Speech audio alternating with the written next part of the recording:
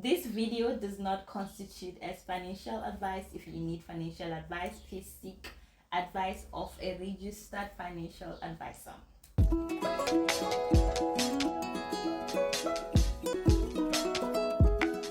This whole entire video is going to take into account that I'm from South Africa. So if you're not from South Africa, there are some things that may not apply to you, but I believe you can still get some value from the video. Zanzibar is expensive because they use dollars, and I'm saying expensive for us South Africans because we use rand, and rand is not stronger than dollars. So just keep that in mind. You can only use dollars and shillings when you are in Zanzibar. However, from South Africa, if you're coming from South Africa, you will only be able to exchange your money to dollars in South Africa. When you're exchanging your money, you will be charged 5% of the total amount. We exchanged our money at the airport and we charged the 5%. I asked at a mall and they said it cost 5%. So the thing to look for is like a good exchange rates. I heard somewhere else, I'm not sure about this, that you can get a very good exchange rate, not at the airport. Do you only need to use cash when you're in Zanzibar? No. Most of the shops, pretty much all the restaurants that we went to, we were swiping, so we did not pay with cash, we just swiped. You will be charged pretty much the same 5% you would have been charged had you just exchanged it to dollars in South Africa.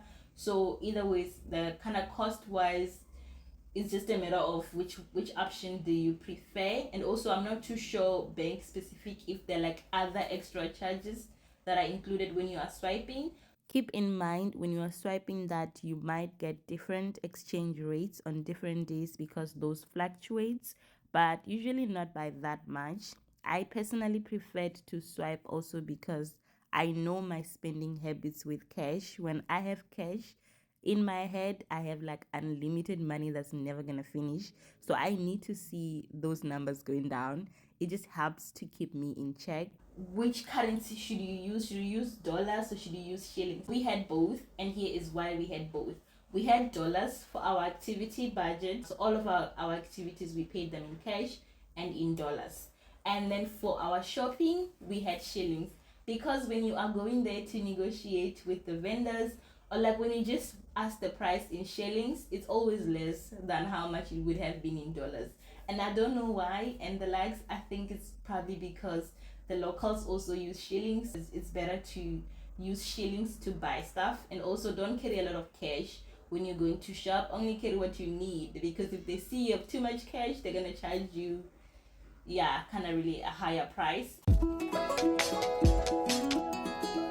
Zanzibar has a mandatory travel insurance, Zanzibar travel insurance, that every international tourist that is getting into Zanzibar is required to have already purchased or bought. You can buy this on their website. It's going to cost you $44. The one thing that frustrated the most when I was planning this was transportation in Zanzibar. How much is it? How does it work? Is it safe? Is it this and that? There are a number of ways to move around Zanzibar, from buses, bikes, tuk-tuks, dalas, but I can't give any recommendation or speak on this because I didn't personally use them. So I'll speak on taxis, which is what I used. There is no Uber in Zanzibar, guys. And I want to sit like this. They use something called taxi, which is like a private taxi, right? So if you're in a group, it's better. You are probably gonna pay less because you guys will like divide it amongst yourself. When I was traveling, it was just me and my friend. What we did is we booked ahead of time our main transfer from the airport to Stone Town, which is where we stayed first. We paid $20. We had a company that gave us prices for all of our main transfers inland, which was from Stone Town to Nungwi, and then from Nungwi to Paje, and then from Paje to Stone Town. In total, we paid $125, or I'm just gonna round it up to like $130. But that was our main transportation. When we were in Stone Town, we pretty much walked to any activity we wanted to do. So transportation was like our feet, which was free. When we were in Nungwi, same thing. We pretty much walked to any activities we wanted to do, even to restaurants. We were just walking literally on the beach. So transportation in Nungwi too, it was free. In Paje, the activities are a bit far. By far, I mean like 5 minutes away or 7 minutes away or somewhere less than 15 minutes mostly. There was a service at our hotel, at the Loop Hotel. There was a service, a shuttle service where we basically pay $15 for any trip to anywhere in Paje or anywhere in Jambiani return trip. When we went to Malun Cave, we used that. When we went to see the Rock restaurant, we used the same thing. Dende Beach and Salam Cave, I used a different service for this one. I got like a different guys at the beach and I paid them 45,000 shillings. Somebody asked me how much did we spend on activities. At Salam Aquarium, you would pay an entrance fee of $12.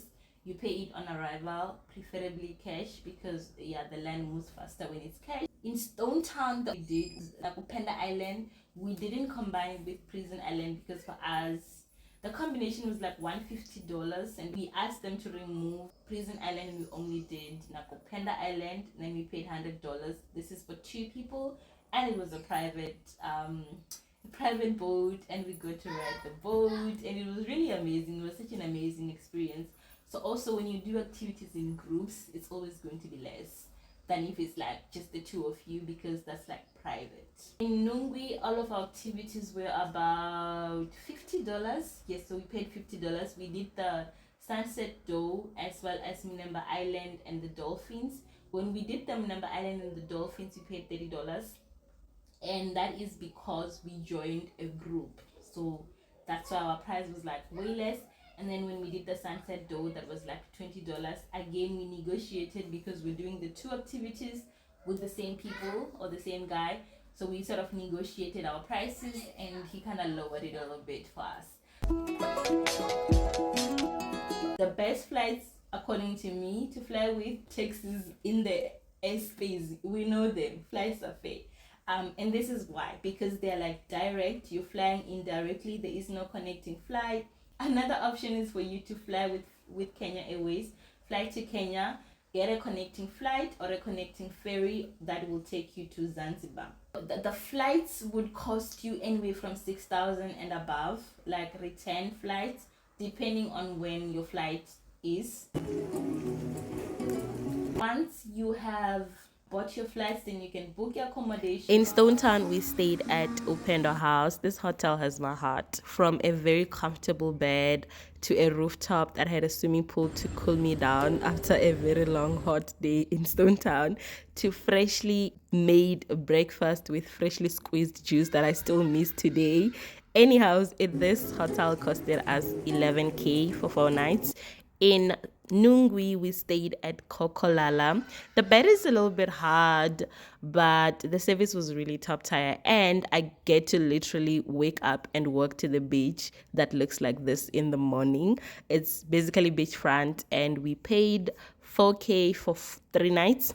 In Paje, okay, we stayed in Jambiani at the Loop Hotel. It's this cute, youthful, cheesy hotel. Oh my gosh, the bed was also very comfortable here. Here we paid 6K for 3 nights. I'm so excited for you as you are going. I wish you could put me in your bag so that I can like come with you and experience Zanzibar again, because it was honestly really wholesome and just so amazing. So yeah, cool. See you guys in the next one. Bye for now. Enjoy some bloopers. Hi guys, welcome back to my vlog. It's your girl Willie. Oh my goodness. I'm gonna start by saving you because last time you did. Currently traveling for my birthday. It's so unnecessary. You guys don't need to know that.